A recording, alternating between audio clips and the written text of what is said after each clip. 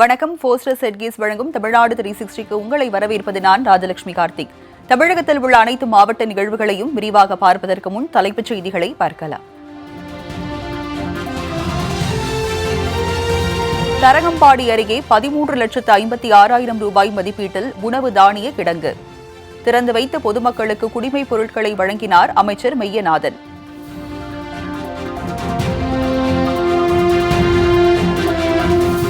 கள்ளக்குறிச்சி அருகே கோமுகி ஆற்றில் இருந்து வரும் உபரி நீரை பாசனத்திற்கு திருப்பும் பணி.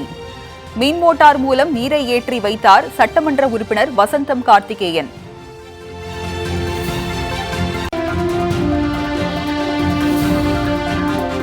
செங்கோட்டை அருகே பழுதடைந்து காணப்படும் மேல்நிலை நீர்த்தேக்க தொட்டி.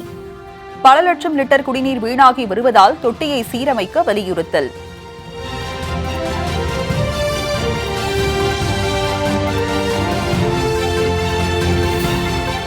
ராணிப்பேட்டையில் அதிக பயணிகளை ஏற்றி செல்லும் ஆட்டோக்கள் பறிமுதல். மாலை முரசு செய்தி எதிரொலியாக வட்டார போக்குவரத்து அதிகாரிகள் அதிரடி நடவடிக்கை.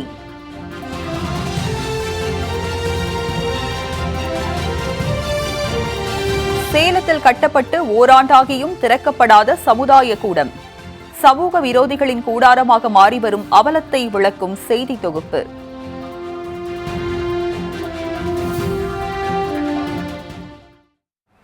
இனி செய்திகளை விரிவாக பார்க்கலாம். தரங்கம்பாடி அருகே ஆக்கூரில் புதிதாக கட்டி முடிக்கப்பட்ட உணவு தானிய கிடங்கை அமைச்சர் மெய்யநாதன் திறந்து வைத்து பொதுமக்களுக்கு குடிமைப் பொருட்களை வழங்கினார்.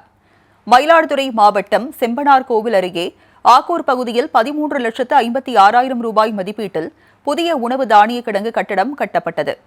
ஊரக வளர்ச்சி மற்றும் ஊராட்சித்துறை சார்பில் கட்டி முடிக்கப்பட்ட இக்கட்டடத்தின் திறப்பு விழா மாவட்ட ஆட்சியர் மகாபாரதி தலைமையில் நடைபெற்றது. இதில் அமைச்சர் மெய்யநாதன் பங்கேற்று உணவு தானிய கிடங்கை திறந்து வைத்து பொதுமக்களுக்கு குடிமைப் பொருட்களை வழங்கினார். இந்த நிகழ்ச்சியில் சட்டமன்ற உறுப்பினர்கள் நிவேதா முருகன், பன்னீர்செல்வம் மற்றும் உள்ளாட்சி பிரதிநிதிகள் கலந்து கொண்டனர்.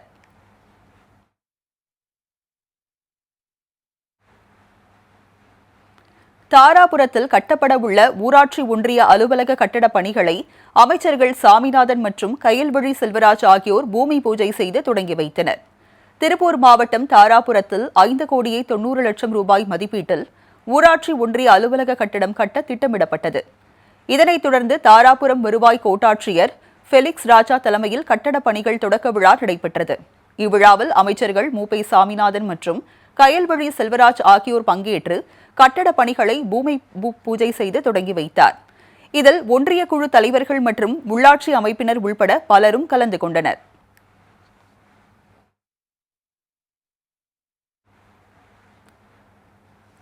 நீடாமங்கலத்தில் 22 ஊராட்சிகளுக்கு 35 மீன்கள தூய்மை வாகனங்களை அமைச்சர் TRB ராஜா வழங்கினார்.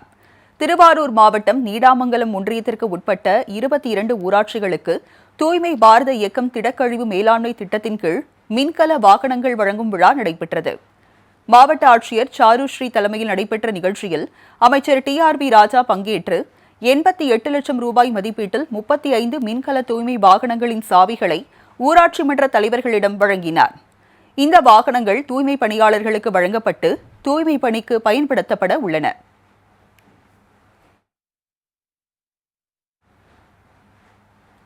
கள்ளக்குறிச்சி அருகே கோமுகி ஆற்றில் இருந்து வரும் உபரி நீரை குடிநீர் மற்றும் சாகுபடிக்கு திருப்பும் பணிகளை சட்டமன்ற உறுப்பினர் வசந்தம் கார்த்திகேயன் தொடங்கி வைத்தார். கள்ளக்குறிச்சி மாவட்டம் கோமுகி ஆற்று வாய்க்காலில் இருந்து வீணாக கடலில் கலக்கும் நீரை ஏரி பாசனத்திற்கு திருப்ப வேண்டும் என அப்பகுதி மக்கள் நீண்ட நாட்களாக கோரிக்கை விடுத்து வந்தனர். இந்நிலையில் பொதுமக்களின் கோரிக்கையை ஏற்று கோமுகி ஆற்று வாய்க்காலில் இருந்து வரும் நீரை ஏரி பாசனத்திற்கு திருப்பும் வகையில் மின் மோட்டார் மூலம் நீர் ஏற்றுவதற்காக 6 லட்சம் ரூபாய் மதிப்பீட்டில் மின் மோட்டார் அமைக்கப்பட்டு பைப்லைன் அமைக்கப்பட்டது. இதனைத் தொடர்ந்து ரிஷிவந்தியம் தொகுதி சட்டமன்ற உறுப்பினர் வசந்தம் கார்த்திகேயன் மின் மோட்டாரை இயக்கி ஏரி பாசனத்திற்கு தண்ணீரை திறந்து வைத்தார். இதனால் கணங்கூர், பெரச்சிக்குறிச்சி, சாத்தனூர் உள்ளிட்ட 5 கிராம மக்கள் மகிழ்ச்சியடைந்தனர். ரொம்ப நாளாக தண்ணீர் பிரச்சனை, குடிநீர் பற்றாக்குறை, குடிநீர் பிரச்சனை இருந்துகிட்டு இருக்கு. குறைஞ்சது 10 ஆண்டு காலமாக குடிநீர் பிரச்சனை ரொம்ப அதிகமாக உள்ள ஏரியாவில் எங்கள் ஊரும் ஒன்று. அதனால் நாங்கள் எம்எல்ஏ, எம்பி, மாவட்ட ஆட்சியர் மற்றும் உள்ளவர்களிடத்துல நாங்கள் மனுக்கள் அளித்தோம். அந்த மனு அளித்த வகையில் எங்கள் மாவட்ட செயலாளர் வசந்தம் கார்த்திகேயன் எம்எல்ஏ அவர்கள் துரித நடவடிக்கை எடுத்து ராணிப்பேட்டையில் அதிக பயணிகளை ஏற்றி செல்லும் ஆட்டோக்கள் மீது மாலை முரசு செய்தி எதிரொலியாக வட்டார போக்குவரத்து துறை அதிகாரிகள் அதிரடி நடவடிக்கை மேற்கொண்டனர். ராணிப்பேட்டை மாவட்டம் முழுவதும் பயணிகள் ஆட்டோக்களில் அளவுக்கு அதிகமான பயணிகள் மற்றும் பள்ளி மாணவர்களை ஏற்றி செல்வது வழக்கமாக இருந்து வந்தது. விதிகளை மீறி செயல்படும் இந்த ஆட்டோக்கள் குறித்து நமது மாலை முரசு தொலைக்காட்சியில் செய்தி ஒளிபரப்பானது. இதன் எதிரொலியாக மாவட்ட ஆட்சியர் சந்திரகலா உத்தரவின் பேரில் வட்டார போக்குவரத்து அதிகாரிகள் திடீர் ஆய்வு மேற்கொண்டனர். அப்போது அளவுக்கு அதிகமாக ஆட்களை ஏற்றி சென்ற ஆட்டோக்களை பறிமுதல் செய்து நடவடிக்கை எடுத்தனர். இதனால் மாணவர்களின் பெற்றோர்கள் நிம்மதியடைந்தனர்.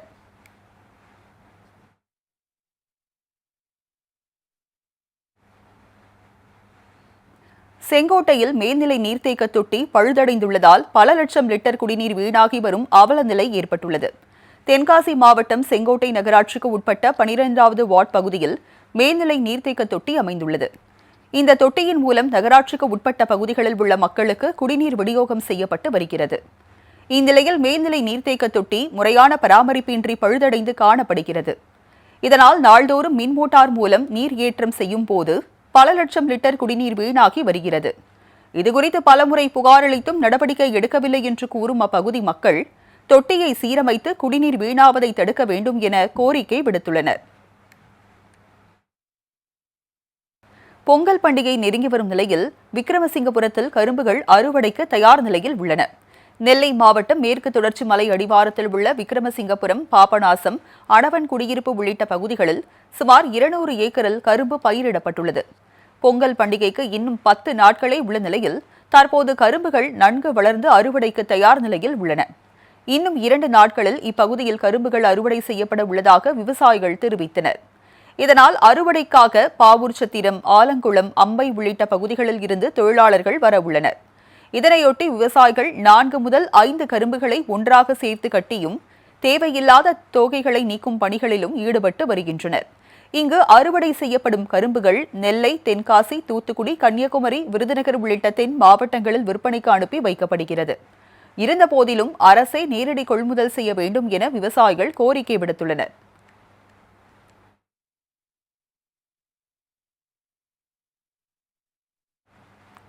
திண்டுக்கல் வரத்து குறைந்ததால் ரோஜா பூக்கள் விலை பல மடங்கு அதிகரித்துள்ளது. திண்டுக்கல் மாவட்டம் கோடை ரோட் சிறுமலை அடிவார பகுதியான ராஜதானி கோட்டை, புதூர், பொம்மனப்பட்டி உள்ளிட்ட பல்வேறு பகுதிகளில் டிங்டாங் ரோஜா என அழைக்கப்படும் பட்டு ரோஜாக்கள் சாகுபடி அதிக அளவில் செய்யப்பட்டு வருகிறது. தற்போது அப்பகுதியில் நிலவி வரும் கடும் பனிப்பொழிவு காரணமாக பூக்கள் வரத்து குறைந்து காணப்படுகிறது. ஏக்கருக்கு 20 கிலோ முதல் 30 கிலோ வரை பறிக்கப்பட்ட பூக்கள் தற்போது 5 கிலோ மட்டுமே பறிக்கப்படுவதாக விவசாயிகள் கவலை தெரிவிக்கின்றனர். சாரல் மழை மற்றும் கடும் பனிப்பொழிவு காரணமாக செடிகளிலேயே மொட்டுக்கள் வருவதால் பூக்களின் வரத்து மேலும் குறைந்துள்ளது. இதனால் ரோஜா பூக்களின் விலை பல மடங்கு அதிகரித்துள்ளது. கிலோ 70 வரை விற்பனையான ரோஜா பூக்கள் தற்போது 230 வரை விற்பனையாகிறது. வரத்து குறைந்த போதிலும் தங்களுக்கு கட்டுப்படியான விலை கிடைப்பதால் விவசாயிகள் நிம்மதியடைந்துள்ளனர். காய் கட்டி வர்ற நேரத்துல இந்த தடவை 5 காய் தான் அதுல கட்டுது. முந்தியெல்லாம் டன் கணக்குல ஏத்துனேன், அப்ப விலை இல்லை. இப்போ பூ ரொம்ப குறைஞ்சிருச்சு, விலை விற்கிது. இந்த விலை விற்கிற நேரத்துல சிறுமலை பக்கத்துல இருக்கிறதுனால மழை பேஞ்சோன்னே வெம்பா வந்துடுது மறாநாள். அந்த வெம்பாயில என்ன ஆகி போயிருது, ஊரம் அப்படியே லேசா கமிரி போயிருது. திருப்பி இந்த வருஷத்துல நல்ல விலை வித்துக்கு இருக்குது. பூவு சம்சாரிட்ட ஒருத்தட்டையும் இல்லை, அவ்வளவாக எதிர்பார்க்கிற அளவுக்கு பூவு கிடையாது. திருப்பத்தூர் அருகே பொதுமக்களின் நீண்ட நாள் கோரிக்கையை ஏற்று பேருந்து நிலையம் அமைத்த மாவட்ட ஆட்சியருக்கு பொதுமக்கள் நன்றி தெரிவித்தனர். திருப்பத்தூர் மாவட்டம் மீனாட்சி திரையரங்கம் அருகே பல வருடங்களாக பேருந்து நிறுத்தம் செயல்பட்டு வந்தது. இந்த நிலையில் கடந்த வருடம் பேருந்து நிறுத்தத்தை தடை செய்தனர். இதன் காரணமாக பள்ளி மாணவர்கள் மற்றும் பொதுமக்கள் மிகவும் சிரமத்திற்கு ஆளாகி வந்தனர். எனவே மீண்டும் அதே இடத்தில் பேருந்து நிலையம் அமைக்க வேண்டும் என பொதுமக்கள் நீண்ட நாட்களாக கோரிக்கை விடுத்து வந்தனர். இதனைத் தொடர்ந்து பொதுமக்களின் கோரிக்கையை ஏற்று மாவட்ட ஆட்சியர் தர்பகராஜ் மற்றும் மாவட்ட காவல் கண்காணிப்பாளர் ஸ்ரேயா குப்தா ஆகியோர் இடத்தை ஆய்வு செய்து மீண்டும் பேருந்து நிலையம் அமைக்க வழிவகை செய்தனர்.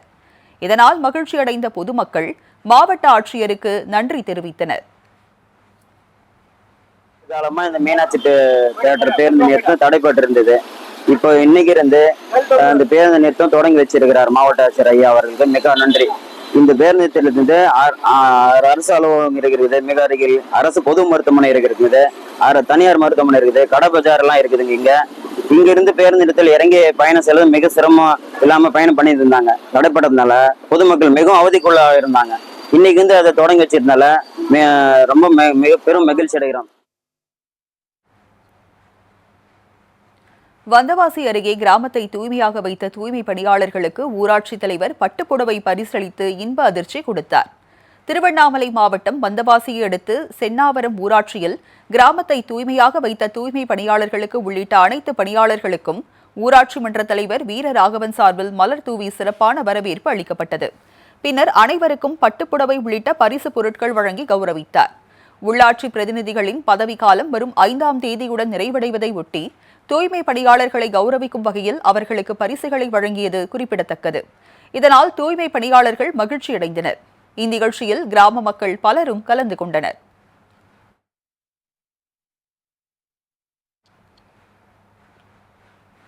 குன்னூரில் 25 ஏக்கரில் இயற்கை வேளாண்மை செய்து முன்னாள் ராணுவ வீரர் ஒருவர் அசத்தி வருகிறார்.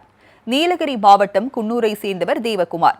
இந்திய ராணுவத்தில் பணியாற்றி வந்த அவர் பணியில் இருந்த விருப்ப ஓய்வு பெற்று இயற்கை வேளாண்மை பணியில் ஈடுபட்டுள்ளார். நாட்டை பாதுகாத்து வந்த ராணுவ வீரர் மக்களின் நலனை பாதுகாக்க வேண்டி இயற்கை வேளாண் விஞ்ஞானி நம்மாழ்வாரின் கோட்பாடுகளில் ஈர்க்கப்பட்டு வேளாண் பணியில் ஈடுபட எண்ணினார். இதற்காக தனது சொந்த ஊரான குன்னூரில் 25 ஏக்கர் நிலப்பரப்பில் இயற்கை வேளாண்மை செய்து தற்போது அனைவரையும் அசத்தி வருகிறார். மூலிகை செடிகள், பழவகை மரங்கள் மற்றும் கேரட், கோஸ், முள்ளங்கி, தக்காளி உள்ளிட்ட பல்வேறு வகையான காய்கறி செடிகளை இயற்கை முறையில் சாகுபடி செய்து பொதுமக்களுக்கு வழங்கி வருகிறார். இத்துடன் அங்கு வரும் சுற்றுலா பயணிகளுக்கு அவர்களின் உடல்நிலை குறித்து கேள்விப்பட்டு அவர்களுக்கு தேவையான மூலிகை செடிகளை கொடுத்து அவற்றை எப்படி வளர்க்க வேண்டும் என்றும் உட்கொள்ள வேண்டும் என்பது குறித்தும் எடுத்துரைக்கிறார். தன்னலமற்ற இவரது செயல் பொதுமக்களை மட்டும் இன்றி சுற்றுலா பயணிகளையும் கவர்ந்து வரும் நிலையில் அவருக்கு பாராட்டுகள் குவிந்து வருகின்றது. 25 ஏக்கரில் ஸ்ட்ராபெரி, கோவா, அவகோடாஸு, பீச்சஸ், பிளம்ஸ் எல்லாம் போட்டிருக்கோம் சார். இப்போ வளர ஸ்டேஜில் நிற்கிது. ஸ்ட்ராபெரி கோவா பழம் ரெடி ஆகிட்டுருக்கு, அது கொடுத்துட்ருக்கோம் சார். இப்போ இதில் வந்து நிறைய ஆர்கானிக் மெத்தடில் நம்மாழ்வாருடைய ஃபாலோவர் நான் சார். நம்மாழ்வார் சொல்லி கொடுத்தது அப்படியே நான் பயன்படுத்திட்டு இருக்கேன். அது இல்லாமல் நிறைய ப்ரொஃபஸர் சொல்லி கொடுத்தது மாதிரி ஆர்கானிக் இன்புட்ஸ் யூஸ் பண்ணி என்னுடைய செடியை வளர்க்கலான்னு சொல்லி வளர்த்துட்ருக்கேன் சார்.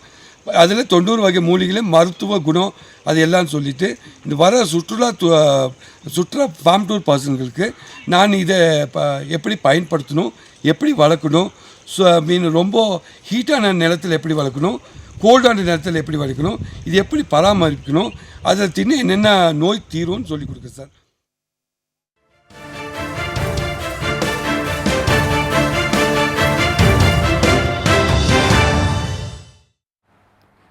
போஸ்டர் செட்கீஸ் வழங்கும் தமிழ்நாடு 360யில் அடுத்து வருவது உங்கள் ஊர் நிகழ்வுகளை விரைவாக வழங்கும் உள்ளூர் எக்ஸ்பிரஸ். கிருஷ்ணகிரி மாவட்டம்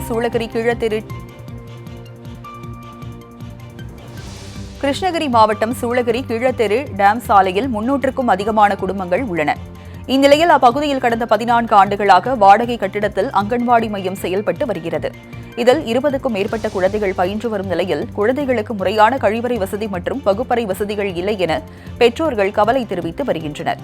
எனவே அனைத்து வசதிகளுடன் புதிய அங்கன்வாடி மையம் அமைக்க வேண்டும் என பெற்றோர்கள் கோரிக்கை விடுத்துள்ளனர்.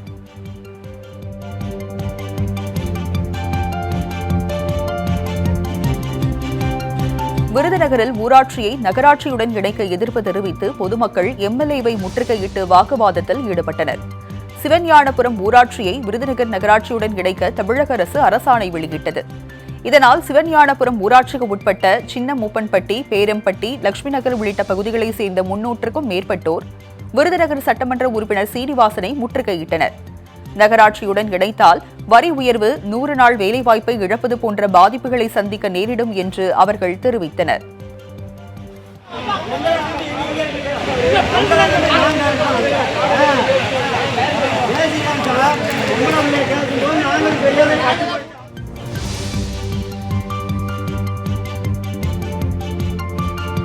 ராணிப்பேட்டை மாவட்டம் நவ்லாக் ஊராட்சிக்கு உட்பட்ட பகுதியில் கழிவுநீர் கால்வாய் வசதியுடன் கூடிய புதிய சிமெண்ட் சாலை அமைத்து தர பொதுமக்கள் கோரிக்கை விடுத்துள்ளனர். காமராஜ் நகரில் உள்ள 5வது தெருவில் உள்ள சுமார் 300க்கும் மேற்பட்டோர் குடும்பத்தினர் வசித்து வருகின்றனர். இந்நிலையில் தங்கள் பகுதியில் சுமார் 10 ஆண்டுகளுக்கு மேலாக முறையான கழிவுநீர் கால்வாய் இல்லாததால் வீடுகளில் இருந்து வெளியேறும் கழிவுநீரானது சாலையில் தேங்கியுள்ளதாகவும் இதனால் நோய் தொற்று ஏற்பட்டு ஒருவர் உயிரிழந்ததாகவும் அப்பகுதி மக்கள் புகார் தெரிவிக்கின்றனர்.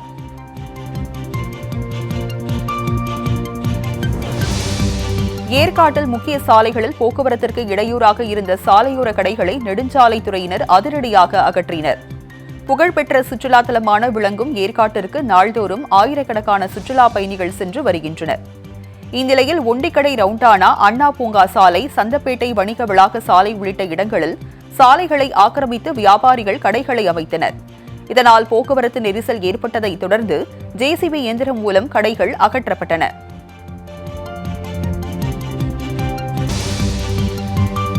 நாமக்கல் மாவட்டம் குமாரபாளையம் அருகே பொங்கல் பரிசு தொகுப்பிற்கான கரும்புகளை தேர்வு செய்வது குறித்து மாவட்ட ஆட்சியர் உமா நேரில் ஆய்வு மேற்கொண்டார். பொங்கல் பரிசு தொகுப்புடன் குடும்ப அட்டைதாரர்களுக்கு கரும்பு வழங்க தமிழக அரசு நடவடிக்கை எடுத்து வருகிறது.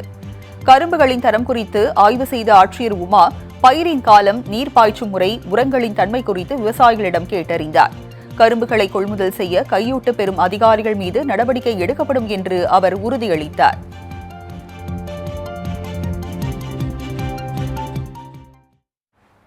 ஃபோஸ்டர் செட்கீஸ் வழங்கும் தமிழ்நாடு 360யில் மாவட்டங்களில் நடந்த விளையாட்டு செய்திகளை வழங்க வருகிறது விளையாட்டுக் களம்.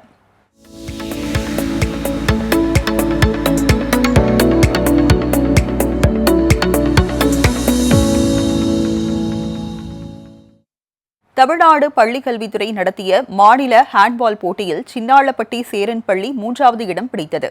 தமிழ்நாடு பள்ளிக்கல்வித்துறை சார்பில் 2024 மற்றும் 25ஆம் ஆண்டுக்கான 40வது பாரதியார் தின விழா நடைபெற்றது. இதனையொட்டி மாநில அளவிலான 19 வயது உட்பட்டோருக்கான ஹேண்ட்பால் போட்டிகள் திருச்சி மாவட்டம் தொட்டியம் பகுதியில் நடைபெற்றது. இதில் மாவட்டத்தில் முதலிடம் பிடித்த பள்ளிகள் மோதின. அந்த வகையில் திண்டுக்கல் மாவட்டத்தில் முதலிடம் பிடித்த சின்னாளப்பட்டி சேரன் வித்யாலயா மெட்ரிக் பள்ளி மாநில அளவில் 3ஆம் இடத்தை பிடித்து சாதனை படைத்தது. வெற்றி பெற்ற அணிக்கு கோப்பை மற்றும் பதக்கங்கள் வழங்கப்பட்டன.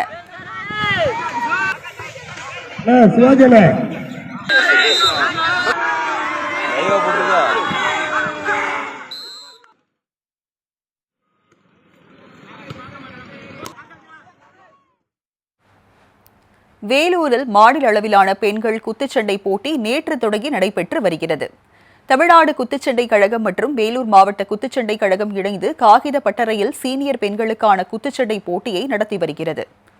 மாநில அளவிலான இப்போட்டியில் வேலூர், திருப்பத்தூர், ராணிப்பேட்டை, தஞ்சாவூர் உள்ளிட்ட 20 மாவட்டங்களைச் சேர்ந்த 80க்கும் மேற்பட்ட வீராங்கனைகள் கலந்து கொண்டனர். எடையின் அடிப்படையில் 10 பிரிவுகளில் நடைபெறும் இப்போட்டி நேற்று தொடங்கிய நிலையில் இன்றுடன் நிறைவு பெறுகிறது. இதில் தேர்வாகும் 10 வீராங்கனைகள் 25ஆம் தேதி போபாலில் நடைபெறும் தேசிய அளவிலான போட்டியில் பங்கேற்பார்கள் என்பது குறிப்பிடத்தக்கது.